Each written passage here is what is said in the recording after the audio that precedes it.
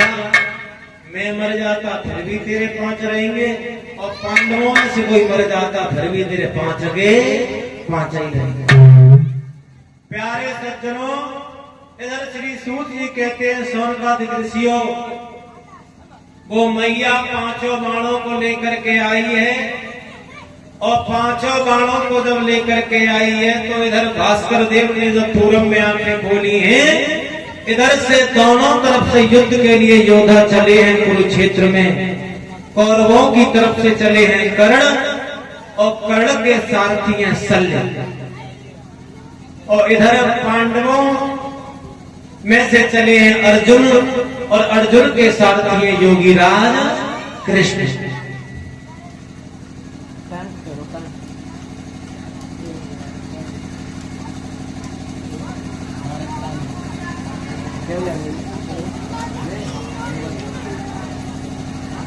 प्यारे भक्तजनों, जब युद्ध में कुरुक्षेत्र के मैदान में पहुंचे हैं तो इधर श्री सूत जी कहते सोनकादिक ऋषियों, दोनों योद्धा कुरुक्षेत्र के मैदान में हैं, और इधर कर्ण हैं, कर्ण के साथी हैं शल्य, और जब कर्ण अपने बाणों को छोड़ते हैं तो इधर अर्जुन का रथ 2.5 कदम पीछे हट जाता है, और जब अर्जुन बाण को छोड़ते हैं तो कर्ण का रथ 7 कदम पीछे हट जाता है। भाइयों, बच्चों को साथ करो, पहले ये बच्चे उधर कर रहे हैं। इधर जब बाणों की बौछार हुई है, इधर भगवान कहने लगे अर्जुन मौका अच्छा है, और इधर जैसे ही अर्जुन ने बाण मारे हैं तो कर्ण के जो रथ के पहिए थे वो जमीन में जाने लगे। क्यों जाने लगे? यहाँ पे भी एक शंका की बात होती है, क्योंकि कर्ण के रथ के जो पहिए थे वो जमीन में इसलिए गए क्योंकि इनके गुरु परशुराम का इन्हें श्राप लगा हुआ था। तो इधर भगवान ने इशारा किया कि अर्जुन अब देरी ना करो और इसे मौत के घाट उतारो। और जैसे ही अर्जुन ने बाणों की बौछार की है, और बाणों की बौछार जैसे की है तो कर्ण कहने लगा प्रभु से, गोविंद अरे ये कहां का धर्म है? अरे दुश्मन निहत्ता हो, दुश्मन निहत्ता हो तो दुश्मन पे वार नहीं करना चाहिए। तो उसी समय भगवान योगीराज कृष्ण को हंसी आ गई, कहने लगे क्यों रे कर्ण, तू धर्म को जानता है? आज तू धर्म की बात कर रहा है हमसे। और भगवान योगीराज कृष्ण एक बात बोले हैं,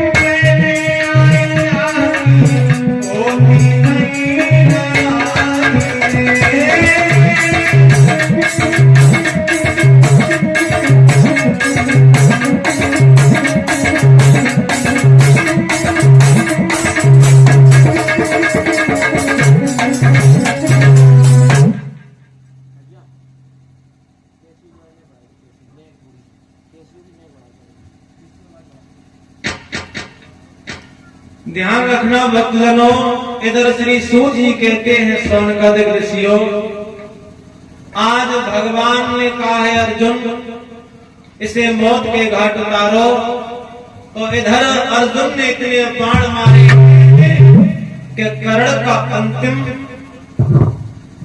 दिन हो गया, अंतिम समय आ गया।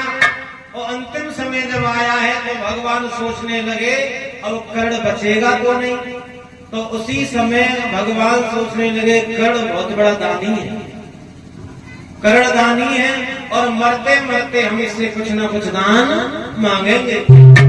उसी समय भगवान योगीराज कृष्ण ने अर्जुन को साथ में लिया और एक संत का रूप बनाया, संत का रूप बना करके कर्ण के पास में आए हैं। और कर्ण ने संत को देखा तो प्रणाम किया और कहने लगे बाबा जी मेरे अहोभाग्य जो आप हमारे पास में आए। तो भगवान साधु के भेष में कहने लगे कर्ण हम तुमसे कुछ मांगने के लिए आए हैं।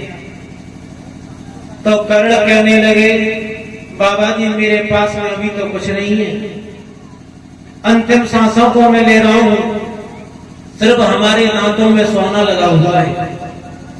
तो भगवान साधु के वेश में कहने लगे इसी को हमें दे दो। इधर श्री सूत जी सावधान करते हैं शौनकादिक ऋषियों, कर्ण ने छाती के बल चल करके एक पत्थर से अपने दांतों को तोड़ा और दांतों में जो सोना लगा था उसे दिया। तो भगवान संत के रूप में कहने लगे ये इसे हम नहीं लेंगे, ये तो दूषित हो गया, इसे स्वच्छ करो। उसी समय वाले योद्धा कर्ण ने धनुष और बाण को उठाया और पृथ्वी में जैसे ही मारा तो पानी की धारा निकल आया, स्वच्छ करके दिया है। उसी समय भगवान अपने रूप में आ गए, कहने लगे बेटा कर्ण हम तेरी भक्ति से प्रसन्न हैं, तू मरते समय हमसे कोई न कोई वरदान मांग। तो कर्ण कहने लगा प्रभु हमें देना चाहते हो तो एक वरदान दे दो। बोले क्या? कि मेरी लाश को उस जगह जलाना जहां पे पाप नहीं हो। तो भगवान ने सारे संसार में जगह देखी लेकिन ऐसी कोई जगह नहीं मिली जहां पाप ना हो। तो गोविंद ने कर्ण का अंतिम संस्कार बाएं हाथ की हथेली पर किया। बोलिए गोविंद भगवान की। इधर श्री सूत जी कहते हैं शौनकादिक ऋषियों, आज पांडव जो थे अर्जुन इधर युद्ध को विराम करके जब अपने अपने कक्षों में आए हैं तो राजमाता कुंती ने देखा और राजमाता कुंती ने एक बात कही, बेटा अर्जुन आज के युद्ध में क्या हुआ? तो उसी समय आज अर्जुन कहने लगे मैया आज के युद्ध में हमने जो मौत के घाट उतारा है उस दुश्मन का नाम है कर्ण। और जैसे ही कर्ण का नाम लिया तो उसी समय राजमाता कुंती खड़े होकर के पछाड़ खा गई, कहने लगी बेटा आज तूने अपना दुश्मन नहीं, आज तूने अपना सगा बेटा मौत के भाई सगा भाई मौत के घाट उतार दिया। अरे तुम पांचों से बड़ा था, उसे मैंने कुआरेपन पे जन्म दिया था। और जैसे ही ये बात सभी पांडवों ने सुनी तो पांडव रोने लगे। धर्मराज कहने लगे मैया अगर तू ये बात हमें पहले बता देती तो एक भाई दूसरे भाई के हाथों से मारा नहीं जाता। अगर हमें ये बात पहले पता होती तो हम युद्ध ही नहीं करते। और मेरा कर्ण इतना निर्दयी नहीं था कि अगर हम उसके पैरों पे गिर जाते तो वो नहीं मानता। मां तूने तो बहुत गलत करवा दिया। प्यारे सज्जनों आज धर्मराज को क्रोध आया और धर्मराज ने उसी समय नारी जाति को श्राप दे दिया और कहा, मैया कुंती, आज से हम नारी जाति को ये श्राप देते हैं कि नारी के पेट में कबू कोई बात रुकेगी नहीं, नहीं, नहीं। और तुमने देखा भी होगा हमारी माता बहनों के पेट में कोई बात बचती नहीं है। अगर कोई बात रह जाए तो पड़ोसियों को जरूर बताएंगे। तो ये उन्हीं का श्राप लगा हुआ है।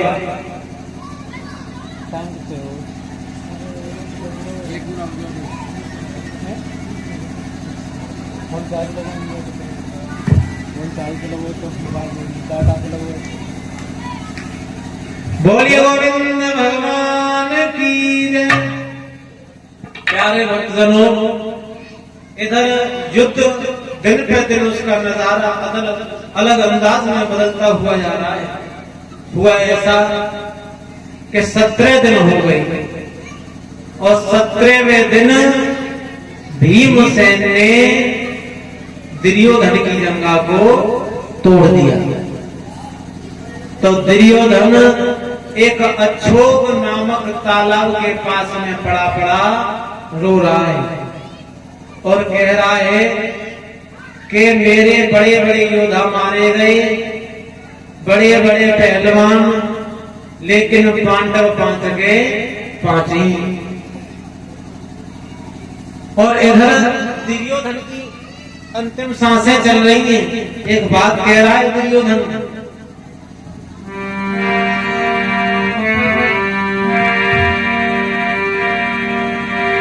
आंख भर आई है,